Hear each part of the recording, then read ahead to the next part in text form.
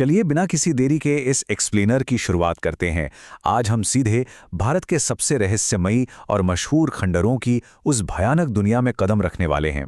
राजस्थान के अरावली पहाड़ियों के बीच बसा एक ऐसा वीरान किला जहां कदम रखते ही आपका स्वागत कोई इंसान नहीं बल्कि एक रोंगटे खड़े कर देने वाली चेतावनी करती है।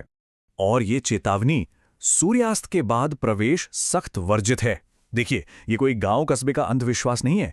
ये खुद भारतीय पुरातत्व सर्वेक्षण यानी ASI का एक सख्त सरकारी आदेश है।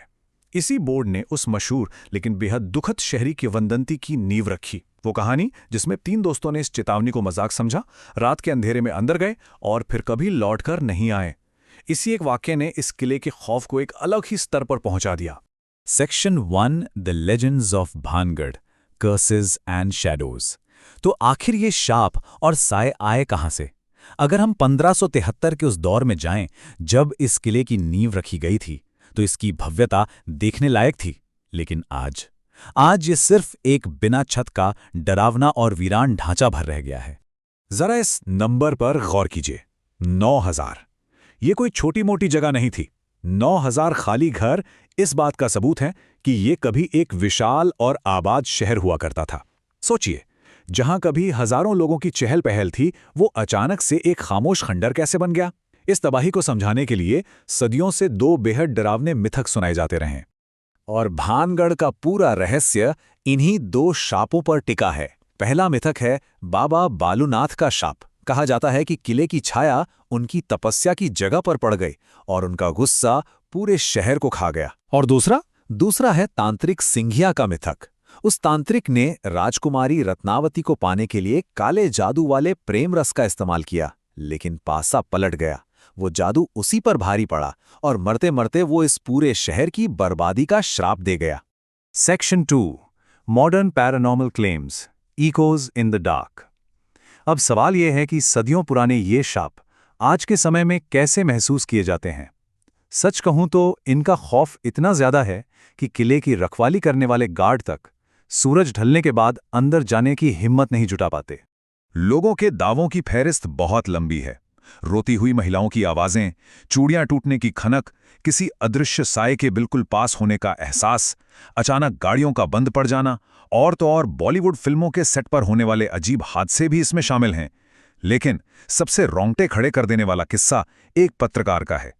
सोचिए, रात का अंधेरा, सुनसान रास्ता, स्कूटी अचानक बंद हो जाती है और कोई अनजान साया पास आकर फुसफुसाता है, उन्हें तुम्हारी तलाश है। यकीनन ये बातें किसी के भी पसीने छुड़ाने के लिए काफी हैं। Section 3 the science of fear, the paradigm shift. अब आता है इस कहानी का सबसे बड़ा ट्विस्ट। जब हम इतिहास के पन्ने पलटते हैं तो पता चलता है कि ऐतिहासिक रिकॉर्ड्स में राजकुमारी रत्नावती या उस तांत्रिक का कोई नामो निशान ही नहीं है। जी हां, आपने सही सुना। इसका सीधा सा मतलब यह है कि ये सारी डरावनी लोक कथाएं पूरी तरह से मनगढ़ंत है। इनका हकीकत से कोई वास्ता ही नहीं है। तो जाहिर है दिमाग में यह सवाल आता है कि अगर भूत नहीं है तो फिर लोग भानगढ़ में इतना डरते क्यों हैं? यहीं पे एंट्री होती है साइंस की। 1980 के दशक में इंजीनियर विक टैंडी ने लैब में इंफ्रासाउंड की खोज की थी। अब ये इंफ्रासाउंड क्या है?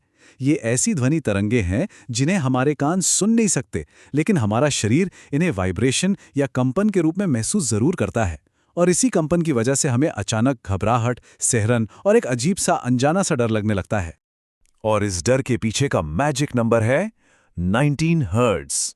इसे सचमुच डर की फ्रीक्वेंसी कहा जाता है। होता यह है कि जब भानगढ़ के उन जर्जर पुराने पत्थरों के बीच से तेज हवा गुजरती है तो प्राकृतिक रूप से ये 19 हर्ट्ज की ध्वनि पैदा होती है।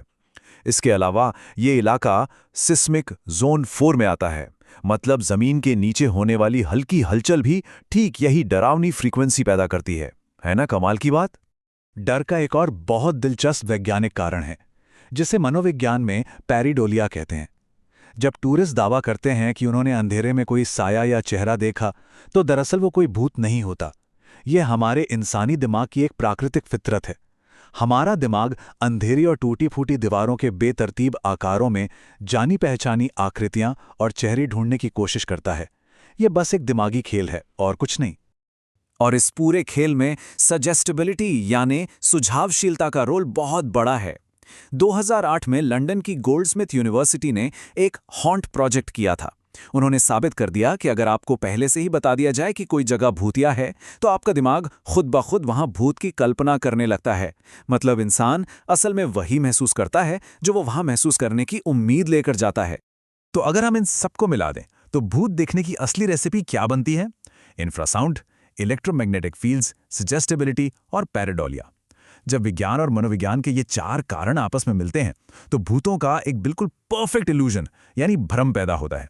और मजे की बात यह है कि इंडियन पैरानॉर्मल सोसाइटी की जांच में भी हूबहू यही बात सामने आई थी। पूरी रात वहां रुकने के बाद भी उन्हें वहां कोई भूत नहीं मिला। Section 4, the real night time dangers, what lurks in the dark.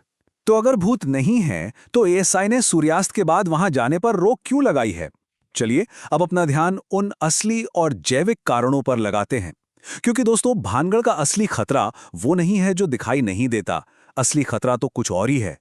जरा सोचिए, भानगढ़ मशहूर सरिस्का टाइगर रिजर्व से सिर्फ 50 किलोमीटर दूर है और ये एक बहुत ही वास्तविक और जानलेवा खतरा है जो सूरज ढलने के बाद इस किले को सच में बेहद असुरक्षित बना देता है। और यकीन मानिए, इस खतरे का आत्माओं या भूतों से दूर दूर तक कोई लेना देना नहीं है। तो रात के अंधेरे में वहां असली खतरे क्या हैं? बंगाल टाइगर, तेंदुए और लकड़बग्घे यानी हाइनाज। आपको जानकर हैरानी होगी कि रात के समय जिन खौफनाक चीखों को स्थानीय लोग भूत की आवाज समझते हैं ना, वो असल में इन्हीं लकड़बग्घों की आवाजें होती हैं जो बिल्कुल किसी रोते हुए इंसान जैसी लगती हैं। इसके अलावा पेड़ों पर छलांग लगाते बंदर और किले की वो कमजोर दीवारें जो कभी भी भरभरा कर गिर सकती हैं, यही वो असली वजह हैं जिनके चलते वहां वो डरावना चेतावनी बोर्ड लगाया गया है। Section 5, the true historical downfall, the demise of a city. चलिए अब इस एक्सप्लेनर के आखिरी और सबसे बड़े रहस्य की ओर बढ़ते हैं। अगर भूतों ने इस विशाल शहर को बर्बाद नहीं किया तो फिर इतिहास में ऐसा क्या हुआ था जिसने हजारों लोगों को अपना घर-बार हमेशा के लिए छोड़ने पर मजबूर कर दिया? जब हम असली इतिहास की टाइमलाइन देखते हैं तो कहानी बिल्कुल अलग नजर आती है।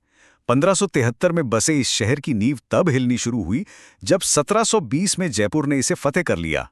राजनीतिक उथल-पुथल ने इसे कमजोर कर दिया था, लेकिन असली तबाही आई 1783 के उस भयानक चालीसा अकाल में।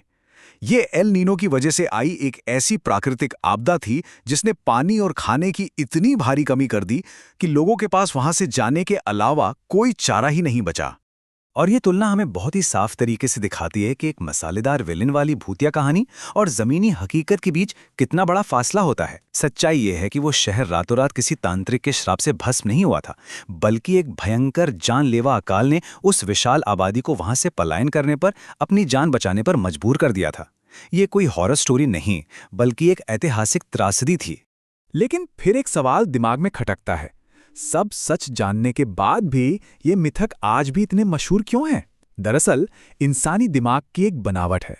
हम किसी प्राकृतिक या बिना वजह की त्रासदी के बजाय एक ऐसी कहानी सुनना ज्यादा पसंद करते हैं जिसमें कोई विलेन हो, कोई रोमांच हो। ऊपर से वहां का पूरा लोकल टूरिज्म इसी हॉन्टेड वाले ठप्पे पर तो टिका है। और आज के दौर में सोशल मीडिया पर वायरल होने की होड़ ने इन कहानियों को आग की तरफ फैलाने का काम किया है। महान वैज्ञानिक मैरी क्यूरी की कही हुई ये बात इस पूरे एक्सप्लेनर का सार बहुत ही खूबसूरती से बयां करती है। जिंदगी में किसी भी चीज से डरने की जरूरत नहीं है, बस उसे समझने की जरूरत है। तर्कहीन डर से बाहर निकलने और विज्ञान और इतिहास की रोशनी तक पहुंचने का यही एकमात्र रास्ता है। भानगढ़ भी डरने की जगह नहीं, बल्कि इतिहास को समझने की जगह है। तो इस चर्चा को हम एक सवाल के साथ खत्म करते हैं जो वाकई सोचने पर मजबूर कर देता है। क्या हम इंसान कभी वास्तविक दुखद इतिहास को डरावनी कहानियों में बदलने की इस फितरत से ऊपर उठ पाएंगे? ये सोचना अपने आप में बेहद दिलचस्प है कि कैसे हमारा अपना मनोविज्ञान हमारे खुद के इतिहास को एक बिल्कुल नया और कभी-कभी डरावना रूप दे देता है। इस बारे में जरूर सोचिएगा।